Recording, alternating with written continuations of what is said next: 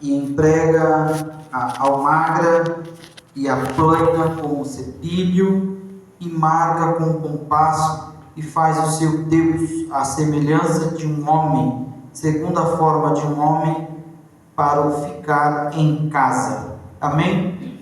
Os irmãos podeis assentar em nome de Jesus.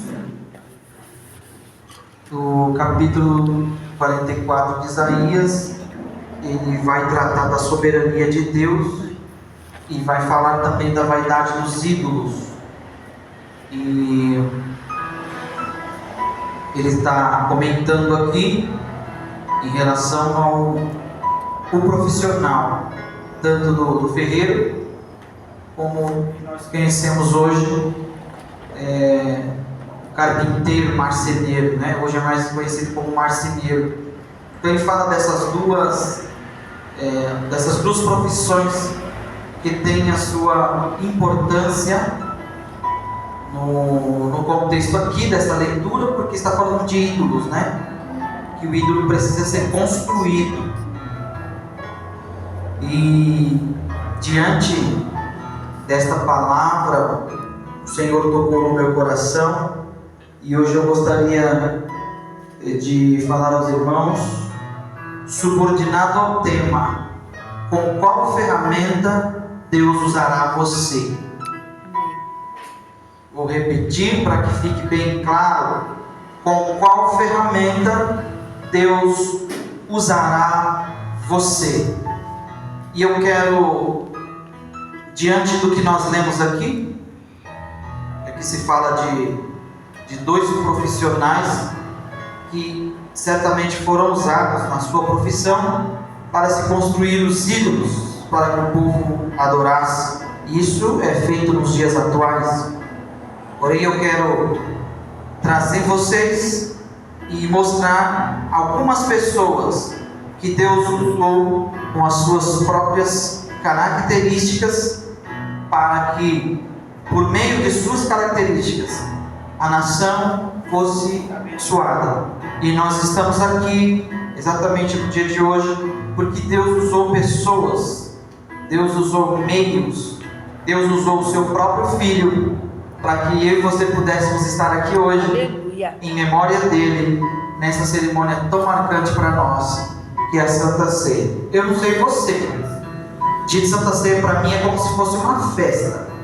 Eu me arrumo como se eu fosse para uma festa, porque tem que ser em memória daquele que fez o sacrifício por nós. Então tem que ser algo especial, né? E a nossa ceia do mês passado para cá passou tão rápida, né? Porque nós adiamos um domingo.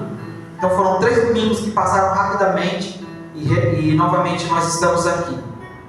Voltando aqui para o contexto da palavra, eu gostaria de pedir que você abrisse a sua Bíblia agora no livro de Êxodo. Hoje nós vamos usar bastante a espada, que é a palavra de Deus. O livro de Êxodo, nós vamos conhecer a história de um homem por nome de Moisés. E Moisés também foi um homem usado por Deus. E qual foi a ferramenta com a qual Deus usou Moisés? Alguém arriscaria aí chutar? Cajado? Exatamente. Então isso está registrado no livro de Êxodo.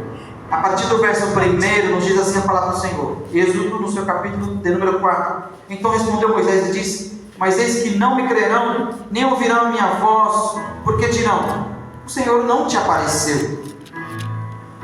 E o Senhor disse: que é isso na tua mão? E ele disse: uma vara. E ele disse: lança na terra. Ele lançou na terra e tornou-se em cobra, e Moisés fugia dela.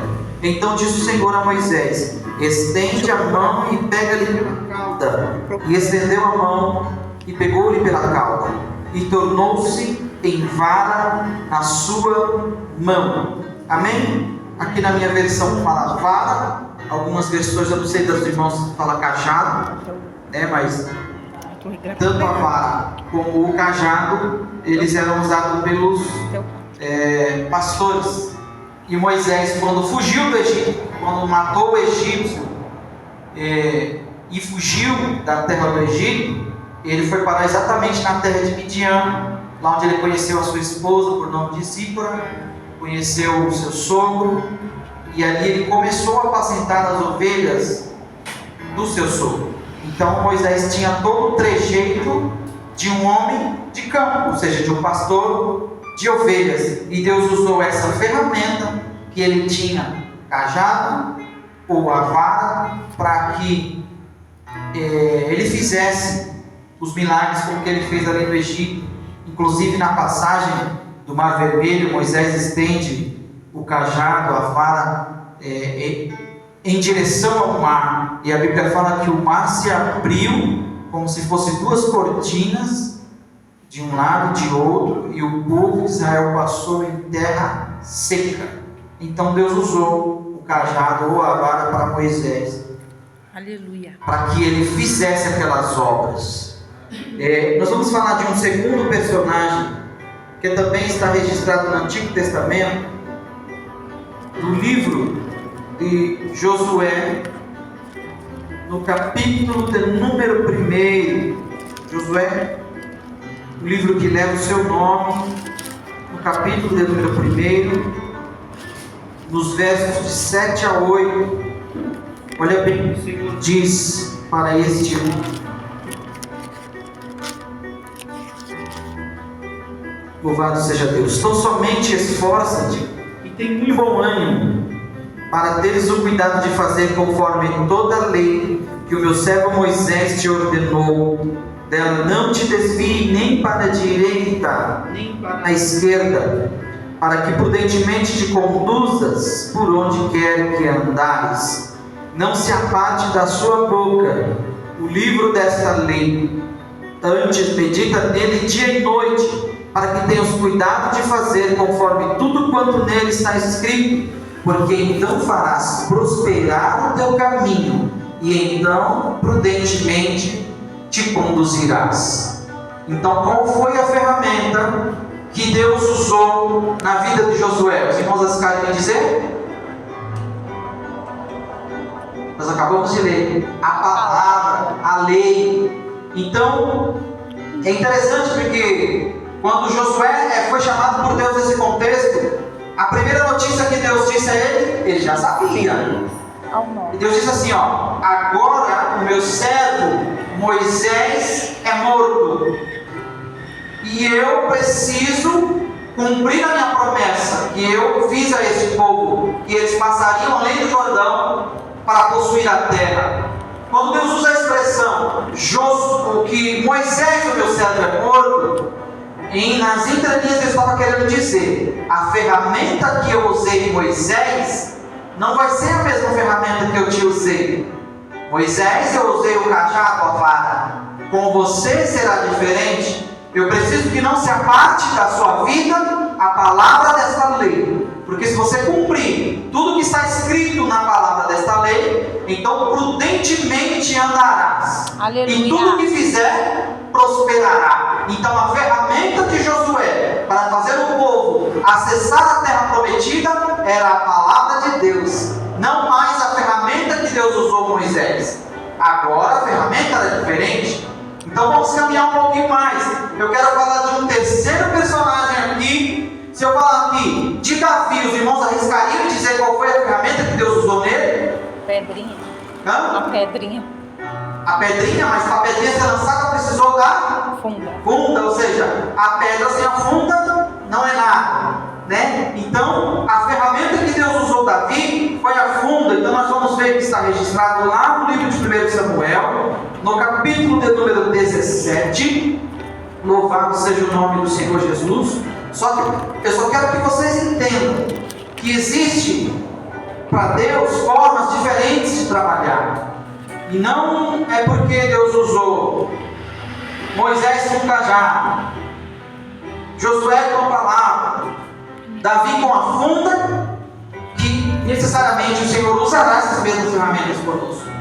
Nós precisamos identificar quais as ferramentas que Deus quer usar em nós. Quais são as ferramentas que Deus quer usar em nós? Então eu disse em 1 Samuel, no capítulo 17, versos de 45 a 50, nos diz assim a palavra do Senhor: Davi, porém, disse ao filisteu: tu vens a mim com espada, com lança e com escudo, porém eu vou a ti em nome do Senhor dos exércitos, o Deus dos exércitos de Israel, a quem tens afrontado, hoje mesmo o Senhor te entregará na minha mão e ferir-te-ei, e te tirarei a cabeça e os corpos do arraial dos filisteus, darei hoje mesmo as aves dos céus e as bestas da terra, e toda a terra saberá que há Deus em Israel, e saberá toda essa congregação que o Senhor salva, não com espada, nem com lança, porque do Senhor é a guerra, e Ele vos entregará na nossa mão. E sucedeu que, levantando-se o filisteu, e indo encontrar-se com Davi, apressou-se Davi e correu ao combate, a encontrar-se com o filisteu, e Davi meteu a mão no seu alforje, e Davi tomou uma pedra, e com a funda lhe atirou, e feriu o filisteu na testa, e a pedra se lhe travou na testa, e caiu sobre o rosto em terra. Assim Davi prevaleceu contra o filisteu, com uma funda e com uma pedra. Então essa foi a ferramenta que Deus usou, a funda e a pedra em Davi, para que ferisse, talvez naquele momento, o maior inimigo mortal de Israel. Mas precisou de alguém que soubesse manusear aquele instrumento, alguém que soubesse manusear. É como você pegar uma ferramenta para uma pessoa que nunca usou e entregar na mão dessa pessoa. Ela não vai saber o que fazer, ela nunca viu aquela ferramenta, ela não sabe para que serve aquela ferramenta. Então a ferramenta precisa estar na mão da pessoa certa para poder usar.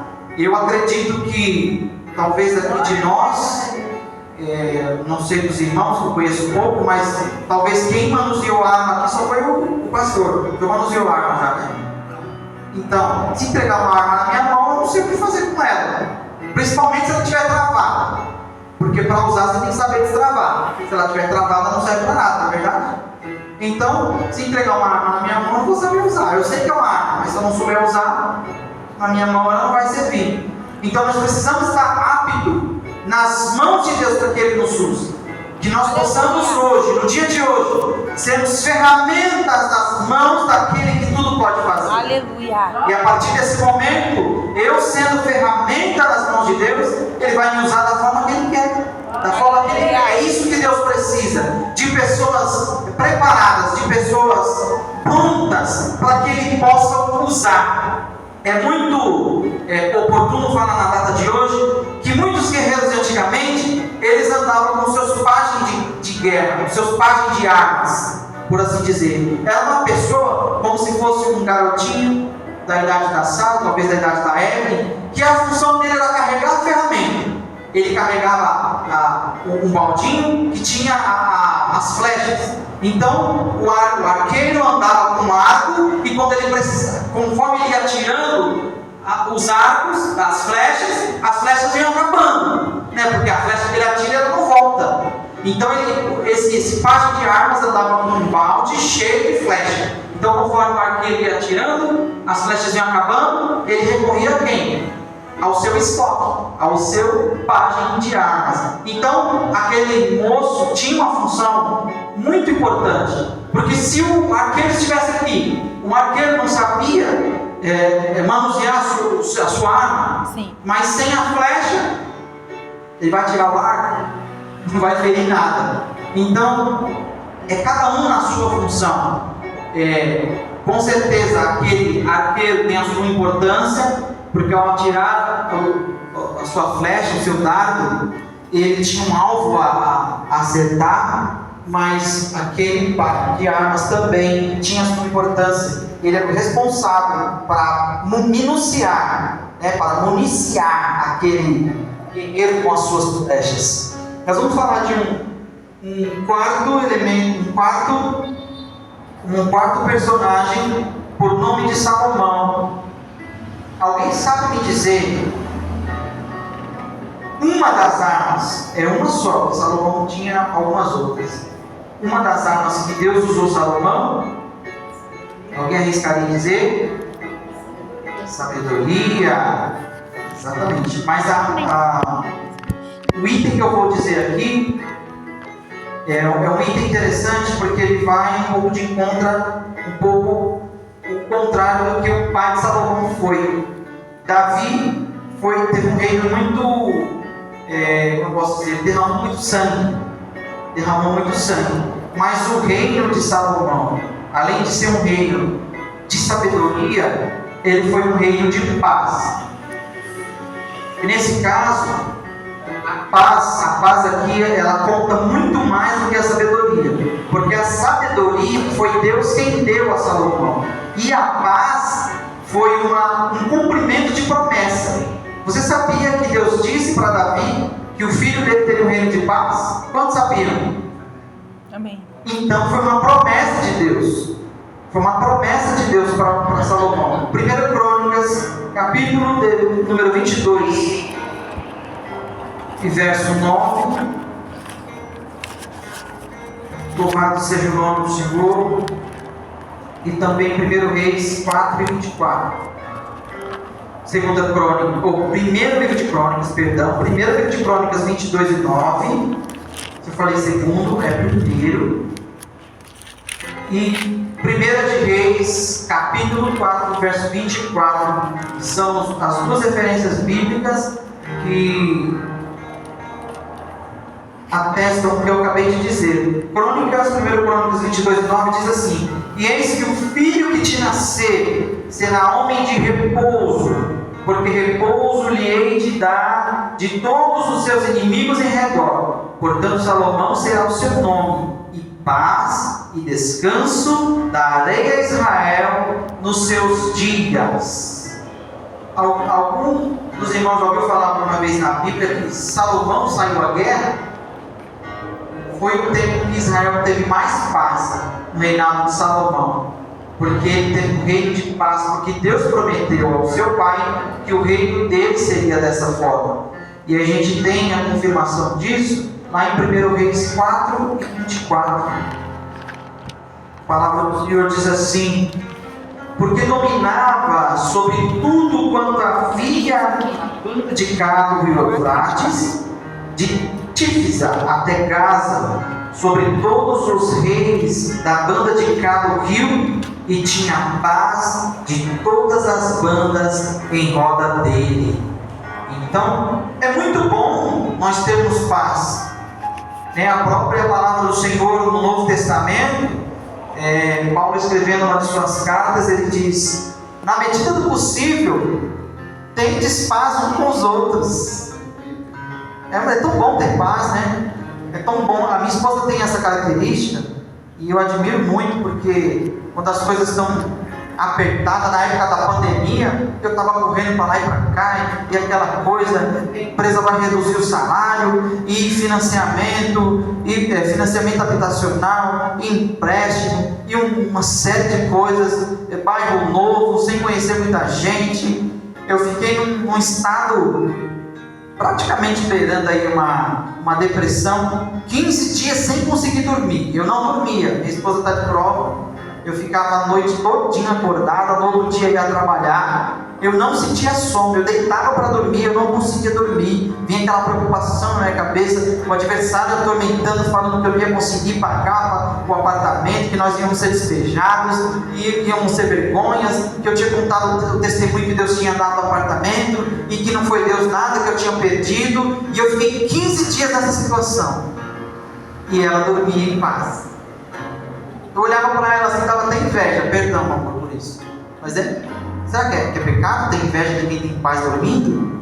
Pois eu tive. Eu olhava para ela dormia, chega que roncava. O ronco dela me atrapalhava, porque eu não conseguia dormir. Mas ela estava dormindo. E em algumas ocasiões eu acordei ela durante a madrugada: amor, ora comigo, ora por mim, eu não estou conseguindo dormir.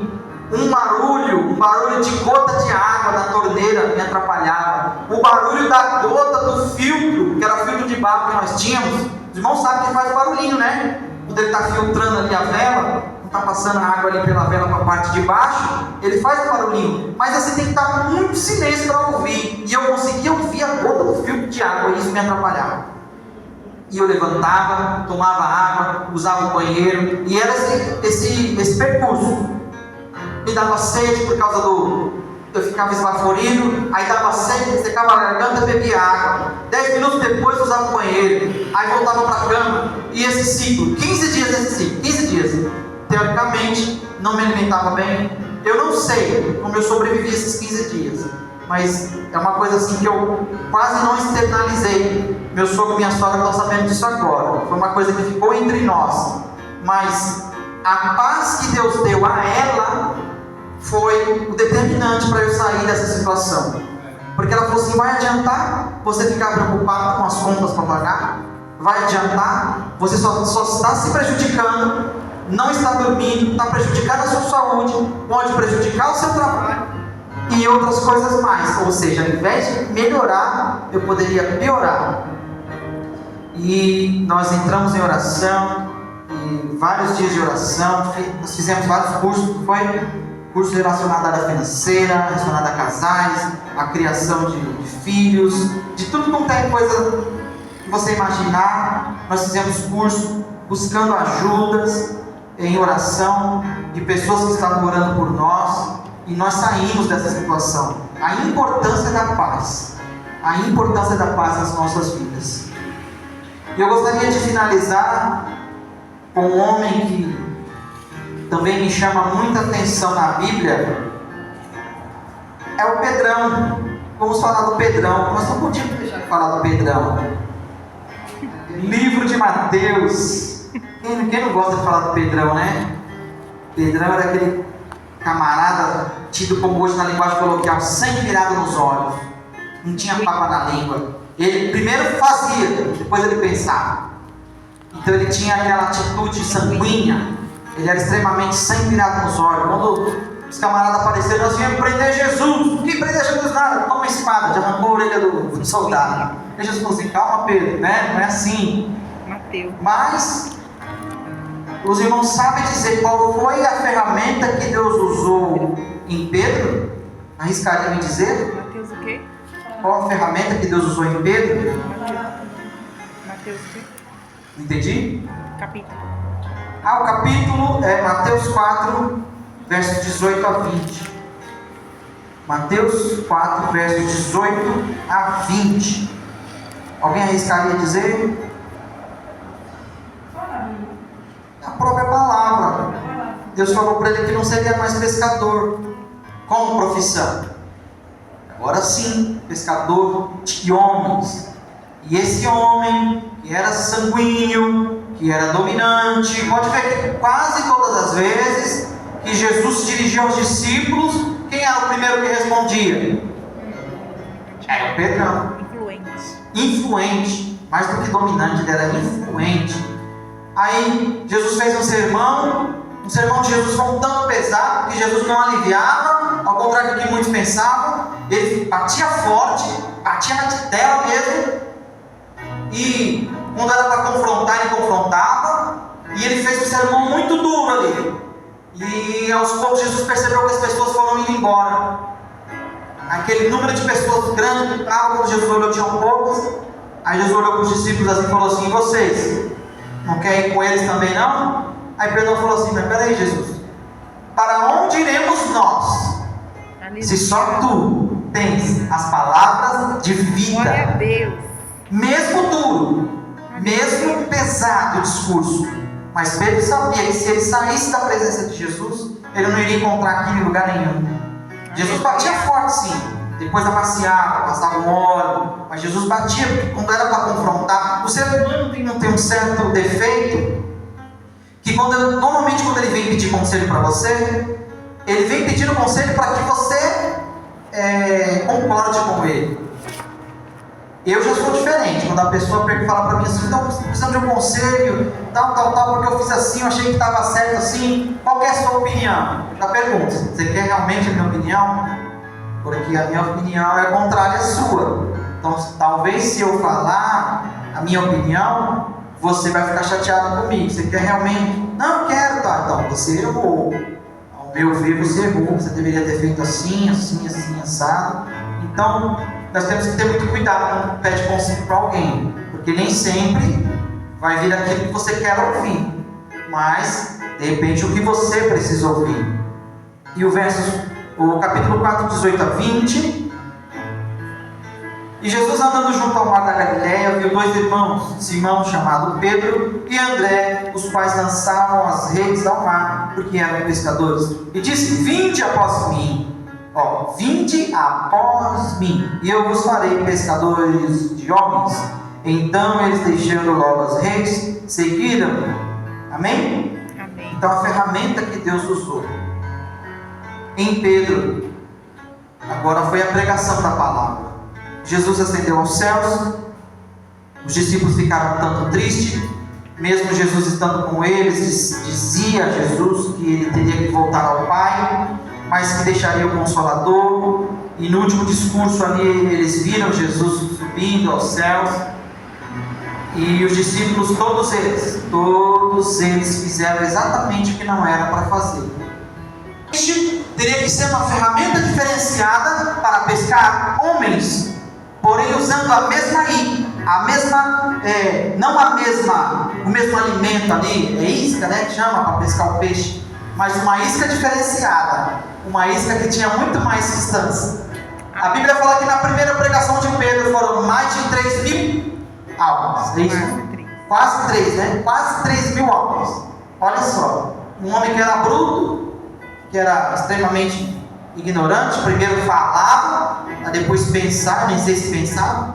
Deus usou essa ferramenta para pescar homens, e o Evangelho chegou até nós. Então, com qual ferramenta Deus usará você? Exatamente. Era praticamente como Jesus estivesse dizendo assim: ô Pedro, eu chamei você para pescar homem. Se tu tirar a orelha dele, como que ele vai ouvir? Deixa eu pôr a orelha de volta. Ele colocou a orelha de volta. Arrancou a orelha dele, Pedro, como que ele vai ouvir, né? Na brincadeira dele aqui. Mas observa que com qual ferramenta Deus usará você. Você já parou algum dia na sua vida e perguntou: por que eu existo? Qual foi o propósito que Deus me criou? Porque todos nós temos um propósito. Ninguém está aqui de uma mera coincidência. Nós aceitamos a Jesus, levantamos as nossas mãos e fizemos a confissão para Ele. Mas a palavra de Deus diz: não foste vós que me escolheste, eu escolhi a vós e vos nomeei para que vades e deis frutos. Muitos são usados na palavra, outros são usados no louvor, outros são usados na pregação, outros são usados dentro de presídios, manicômios, hospitais. Qual que é a ferramenta que Deus usará em você? Ou qual é a ferramenta? Que ferramenta é você para que Deus possa usar? Será que você está pronto para Deus usar? No versículo que nós lemos lá, Isaías, diz que o ferreiro usa, o carpinteiro usa, mas a ferramenta tem que estar pronta. Do ferreiro ele fala, quando ela não está pronta, ele coloca ela no fogo e ele deixa a ferramenta da forma que ele quer. Será que é isso? Será que não é isso que Deus quer de nós? Senhor, eu quero que o Senhor me use da forma que o Senhor quer, mas deixar Deus usar.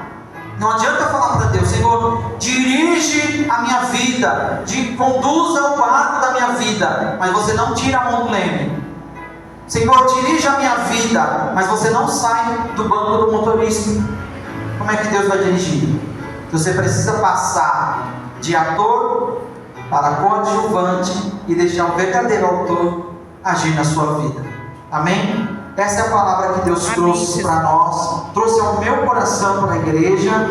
Ela falou muito comigo e eu tenho certeza que a partir de hoje você vai começar a pensar: que ferramenta que eu sou na mão de Deus?